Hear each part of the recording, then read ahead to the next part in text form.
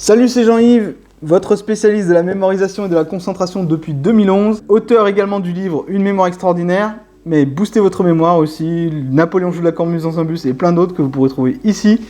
Aujourd'hui, je voulais traiter avec vous d'un problème, une question qu'on me pose souvent, ça fait partie de beaucoup de lecteurs de potions de vie qui me disent « Bon bah voilà, l'école c'est loin et j'ai envie de reprendre des études supérieures, comment je fais et même est-ce que c'est possible ?» Jingle.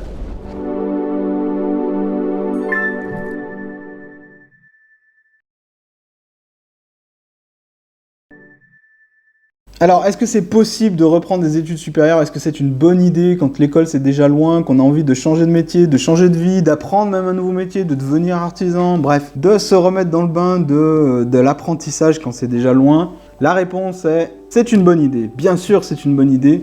C'est une bonne chose à mettre en place. Et le gros problème, c'est que beaucoup de gens ne savent pas comment faire. Beaucoup de gens échouent. Beaucoup de gens échouent dans le fait de reprendre des études supérieures. Et comment il faut faire alors? Pourquoi ils échouent? Pourquoi et comment? Bref, on va traiter les deux. Déjà, pourquoi ils échouent? Le seul rapport qu'ils ont eu avec les études supérieures date d'un temps où les techniques de mémorisation, les mnémotechniques, les cartes mentales, bref, tout ce que je partage avec vous sur Potions de vie et ce que beaucoup d'autres partagent sur les techniques pour apprendre plus facilement, plus intelligemment et de façon plus saine, tout ça, ça n'existait pas il y a 20 ans. Le seul rapport finalement que les gens qui souhaitent reprendre des études supérieures ont avec l'éducation et l'apprentissage en général, c'est l'apprentissage par le rabâchage par cœur. C'était plutôt un mauvais souvenir et devoir s'y remettre après tant d'années, le cerveau n'aime pas ça du tout, il n'a pas du tout envie d'y revenir. Et lui, pour lui, le rabâchage, il déteste ça. Donc il faut trouver d'autres méthodes. Le problème, c'est que on est un peu désemparé, qu'on a un boulot à plein temps. Il y a un problème psychologique également, il y a une composante psychologique. Est-ce qu'on va être à la hauteur? Est-ce que c'est pas derrière nous, face à tous ces jeunes qui eux peuvent apprendre tout le temps, toujours, et sont dans le bain, sont déjà frais? C'est des fausses idées. Vous avez un avantage si vous êtes déjà dans la vie active et que vous reprenez des études supérieures. Vous avez un énorme avantage sur tous ces jeunes qui sont en plein dedans et qui sont dans le bain. En fait, ils sont pas tant dans le bain que ça, parce que quand vous êtes étudiant, quand vous êtes en âge de prendre des études supérieures, vous êtes également dans l'âge où vous découvrez un petit peu la vie autour et que vous vous amusez, que vous êtes avec les copains, vous êtes avide de nouvelles expériences et que vous n'avez pratiquement aucune responsabilité.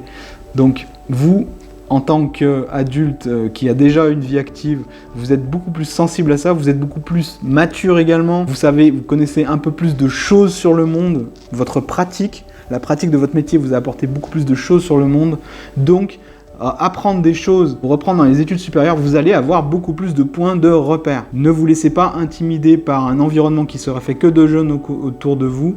Pour avoir accompagné des gens à très haut niveau qui avaient terminé l'école depuis 26 ans, je peux vous garantir qu'elles ont un énorme avantage par rapport à tous les jeunes qui n'ont absolument aucune méthode de travail. Vous êtes habitués à avoir des méthodes de travail et même si vous n'avez pas l'habitude de méthode de travail, vous avez certainement un boss qui vous a donné des consignes pour respecter un délai, etc.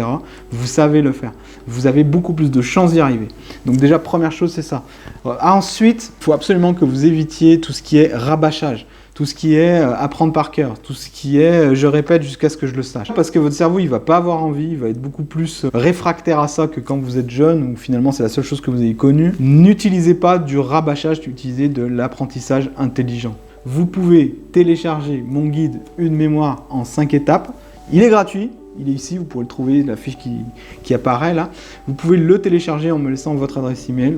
Je vous l'offre tout de suite. Vous pouvez le terminer dans la journée, ça vous donnera déjà des bases pour mémoriser, mais c'est pas tout. Soyez également conscient du temps que vous prend chaque cours. Organisez-vous, gérez votre temps et surtout découpez au maximum les choses que vous avez à faire, les cours que vous allez apprendre, les choses que vous allez mémoriser. Prenez l'habitude de segmenter votre information. Prenez l'habitude de la découper en petites capsules digestes que votre mémoire va pouvoir raccrocher à ce qu'elle connaît déjà et qui va être beaucoup plus facile à apprendre, donc qui va vous mettre beaucoup plus en confiance. Votre première bataille, ça va être de gagner la bataille de la confiance, parce que vous en êtes arrivé à un point où vous n'avez plus trop confiance en vos capacités, alors qu'en fait, mais punaise, mais quand on est adulte, on a beaucoup plus de capacités. Je le dis, je me suis mis au piano en étant adulte. Alors certes, si j'avais été gosse, apprendre le piano, ça aurait été très facile, mais Quand vous êtes adulte, vous savez vous motiver plus efficacement que lorsque vous êtes jeune et que finalement tout vous saoule. Si vous voulez reprendre des études supérieures, j'imagine qu'il